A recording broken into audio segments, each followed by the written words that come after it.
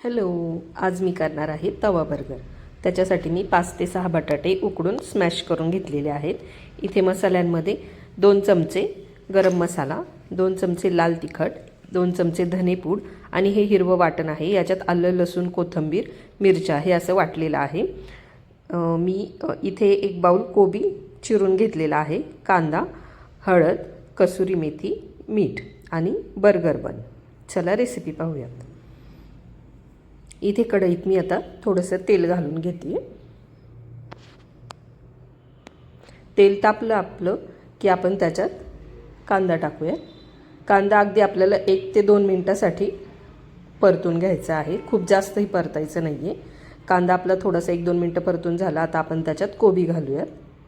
कोबी पण आपल्याला अगदी 1-2 मिनिटासाठी परतून घ्यायचा आहे। आता याच्यात आपण हिरवं वाटण घालतोय।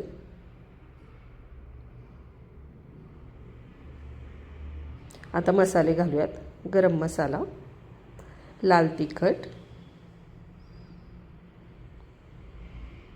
धनेपूड, कसुरी मेथी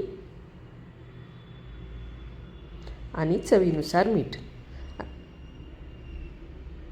आता हे थोडंसं आपण एकत्र करून घेऊ। आणि याच्यात मी 2 चमचे सोया सॉस घातलाय। सोया सॉस अगदी ऑप्शनल आहे, तुम्हाला हवा असेल तर तुम्ही घालू शकता। आता याच्यात आपण उकडलेले बटाटे घालूयात आणि हे सगळं मिश्रण आता आपण एकसारखं घालून एकजीव करून घेऊयात।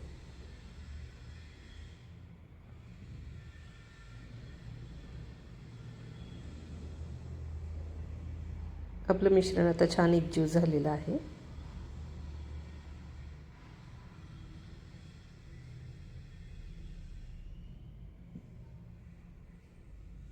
इथे आता मी बर्गर बन घेतलेला आहे।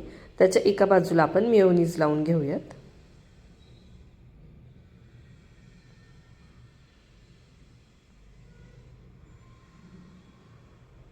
आणि एका बाजूला आपण सॉस लावून घेऊयात।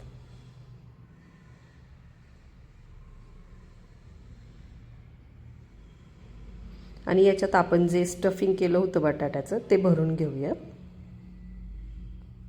आता दोन्ही स्लाइस बंद करून आपण हे तव्यावर फ्राय करून घेऊ। याच्यावर मी थोडंसं चीजही स्प्रेड केलेलं आहे।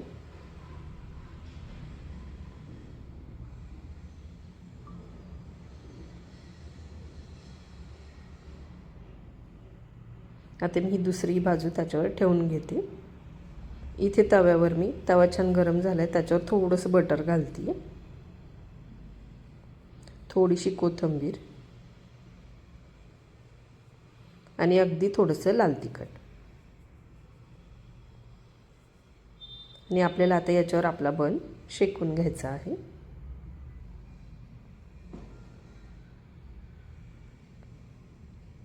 खालच्या बाजूने तो छान शेकला गेला की आपण त्याला वरच्या बाजूनेही शेकून घेऊ।